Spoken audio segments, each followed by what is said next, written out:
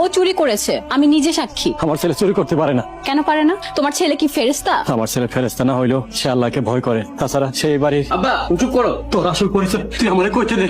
না আব্বা তুমি কিছু কইবা না। ও আর কি বলবে? তোর আসল পরিচয় তো আমরা খুব ভালো করেই জানি, তুই একটা চোর।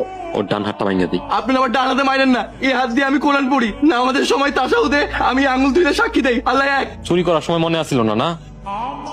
আমার কেন যেন মনে হচ্ছে আমার ছেলেটা অনেক বড় একটা বিপদে পড়েছে। তোমার ছেলের সাথে তোমার দেখা হয় না কত বছর হলো, তার কোনো বিপদ হলে তুমি কিভাবে বুঝবে? মায়ের মন সব বুঝতে পারে। আমার মনে হচ্ছে আমার ছেলেটা বড় বিপদে পড়েছে। চৌধুরী বাড়ির কাজ সেটা চলেইছি। কাম করবি না তো খাবি কি?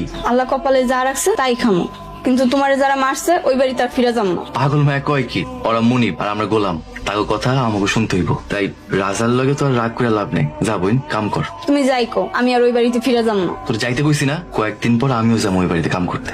তোমারে যারা এত মারছে তুমি আবার ওই বাড়িতে কাজ করতে যাইবা? কাম না করলে খামু কি? তোরে আমি যে কাম দিছিলাম ওই কাম করছস? ওই কামের কদ্দুর? আব্বা ওই মায়েরা তো অর্ধেক পটায় ফেলছে, আর কয়টা দিন সময় দেন, তারপর দেখবেন রাজকন্যা আর রাজ্য দুইটাই আমার।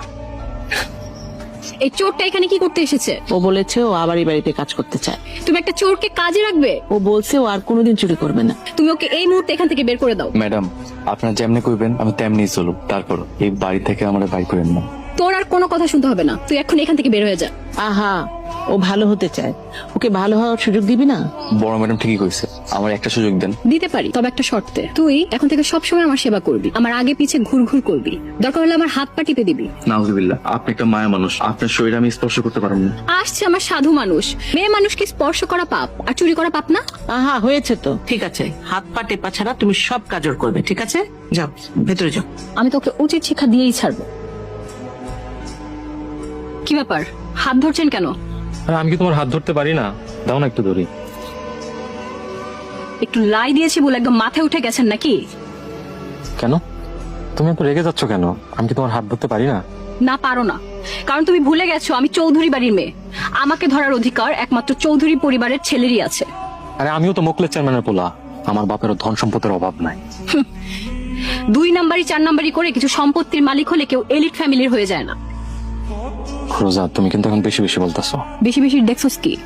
তোকে সহজ সরল ভেবে আমার বন্ধু ভেবেছিলাম, কিন্তু তুই তো আমার চাকর হওয়ার যোগ্য না। যা ভাগ এখান থেকে। তুমি আমার সাথে বাড়াবাড়ি করলা। তুমি ভুইলা যাও না আমি মোকলেস চেয়ারম্যানের পোলা।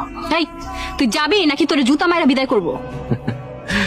তুমি জুতা দিবা নাকি ফুল দিবা সেটা সময় বইলা দিব। রোজা ভালো করে শুনে রাখো, তুমি কিন্তু একদিন এই রাশেদের বউ হইবা, সেটা লিখে রাখো। তোর মুখে না আমি জুতা মারি। আমি কিন্তু মোকলেস চেয়ারম্যানের পোলা, এটা মনে হয় ভুইলা গেছো।